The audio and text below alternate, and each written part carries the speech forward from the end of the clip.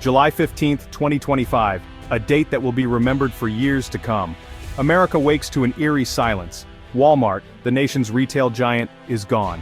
The familiar blue and yellow signs, once beacons of convenience and savings, now stand over empty lots and locked doors. Overnight, more than 4,600 stores are shuttered. Parking lots that once bustled with shoppers are now deserted. Signs taped to the glass read, "Permanently closed." This isn't a strike or a holiday. There are no picket lines, no festive decorations, just silence and confusion. It's the sudden collapse of an American institution, a company woven into the fabric of daily life for millions. Social media erupts, confusion turns to panic. Hashtags trend, rumors swirl, and disbelief spreads from city centers to rural towns.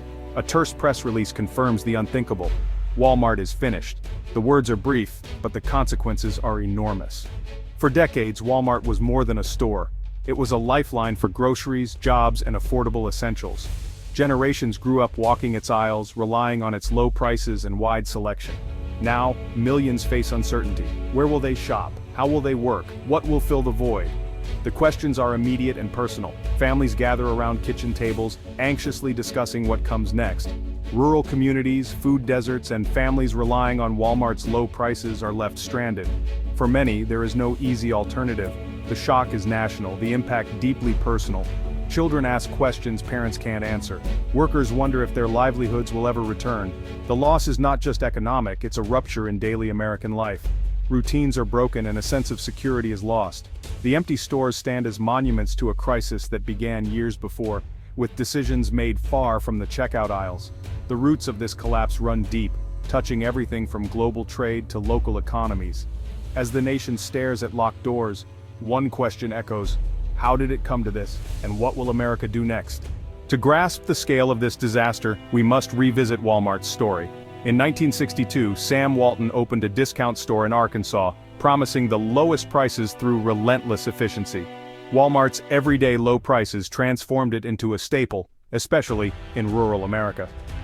The Supercenter model, launched in 1988, made Walmart a one-stop shop for everything: groceries, medicine, and more.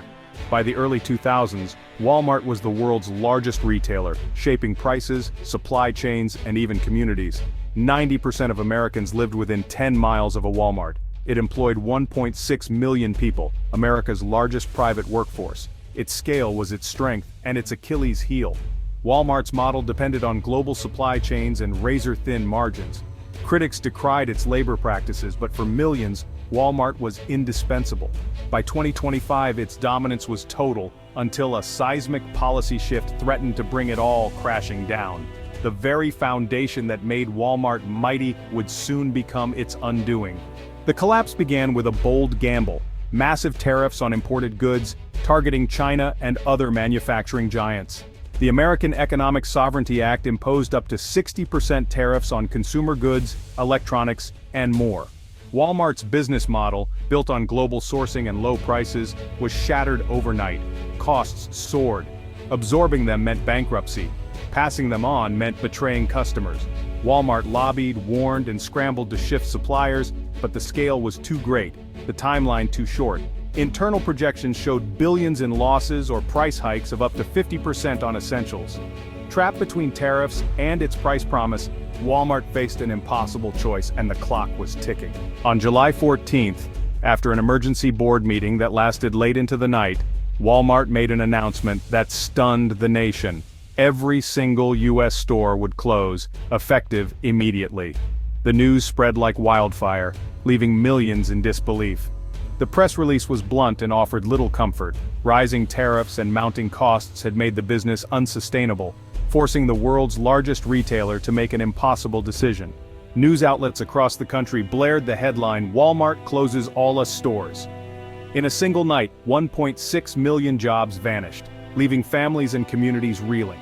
Employees received a cold, impersonal memo, just a few lines that erased their jobs, healthcare, and pensions in an instant. There was no warning, no time to prepare, only shock and uncertainty. Maria Sanchez, a department manager who had worked at Walmart for over 2 decades, summed up the heartbreak. My whole life was tied to this place, what now? Her words echoed the fears of millions. The economic shock was immediate and severe.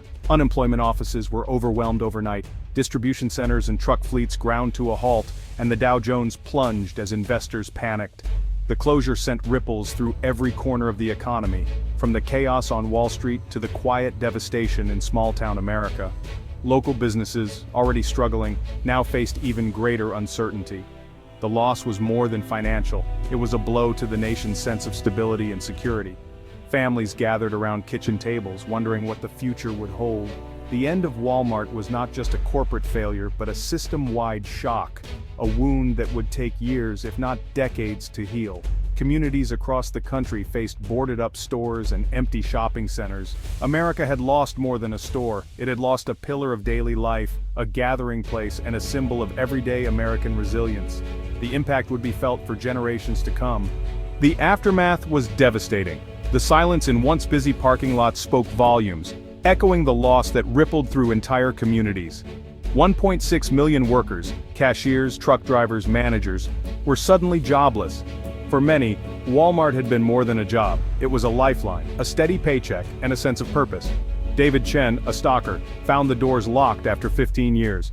My daughter starts college soon. I have no idea how we'll manage. His story was echoed by thousands, each facing an uncertain future. Communities built around Walmart lost their economic heart. Local diners, gas stations, and small shops that depended on Walmart's traffic saw their own doors close. Tax revenue vanished, city budgets collapsed, and small towns faced ruin. Public services, libraries, parks, even police were suddenly at risk. Mayor Janice Williams put it bluntly, "This town is going to dry up. I don't know how we recover."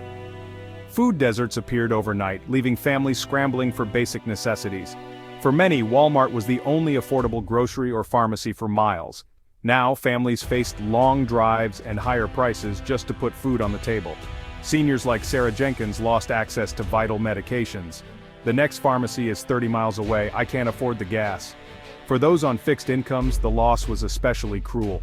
Families saw grocery bills double. School supplies became luxuries, and parents worried about how to provide for their children's needs. The social safety net frayed. Food banks and charities were overwhelmed, struggling to meet the surge in demand. The promise of "save money, live better" was gone, replaced by struggle and uncertainty. Hopes for a better life faded into anxiety and doubt. The closure exposed the fragility of millions' livelihoods and the real cost of economic experiments. The ripple effects reached far beyond the store's walls. The pain was immediate, widespread, and deeply personal. Every lost job was a story, every closed store a broken promise. The theory behind the tariffs had collided with reality, and reality was unforgiving. The human cost was impossible to ignore, a stark reminder of how policy decisions can reshape lives overnight. Walmart's collapse sent shockwaves through the economy. Suppliers, big and small, lost their largest customer overnight. Decades-old supply chains broke. The stock market plunged. Not just Walmart, but food producers, logistics firms, and real estate trusts all suffered. Small businesses near Walmart stores lost foot traffic and customers. Unemployment soared. Spending plummeted. The government scrambled, but panic spread faster than reassurances. Politically, blame flew in every direction. Was it reckless policy or corporate failure? The empty stores became symbols of a nation in crisis, fueling a bitter debate about America's economic future. Economists raced to explain the disaster. Dr. Evelyn Reed called Walmart's model a marvel of efficiency, but incredibly brittle, built for low-cost global trade. The tariffs weren't a tweak, they were a sledgehammer. Walmart couldn't adapt fast enough. Dr. Mark Chen warned, "You can't just flip a switch and bring manufacturing home. Supply chains are complex, built over decades." The policy meant to punish foreign competitors ended up hurting American consumers and businesses most. Experts agreed, the priority now was economic triage, unemployment aid, retraining, and direct support for devastated communities. The crisis exposed the dangers of blunt protectionism and the need for resilient, diversified supply chains. "We must build a stronger, more adaptable economy," Dr. Reed concluded, "not burn down the one we have." The lesson was clear. Ideology must yield to pragmatism in times of crisis. The challenge ahead: rebuild, rethink, and ensure this never happens again. The political shockwaves were immediate. The administration defended the tariffs as necessary for America's future, but millions of angry, jobless citizens weren't convinced. Congress erupted. Democrats demanded repeal. Republicans in hard-hit states broke ranks. Protests swept the nation, from the White House to Walmart's Arkansas headquarters. The shutdown became a symbol of deeper divisions, over trade, corporate responsibility, and America's place in the world. Approval ratings plummeted. The crisis forced leaders to confront the real-world impact of their policies. America stood at a crossroads, forced to choose between isolation and a new, more stable path.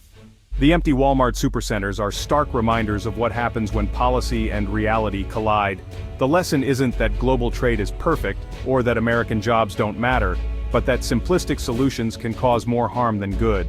The urgent task, healing and rebuilding. That means robust aid, retraining and solidarity across communities. The crisis demands a smarter, more resilient economic model, one that balances efficiency with security and global engagement with domestic strength.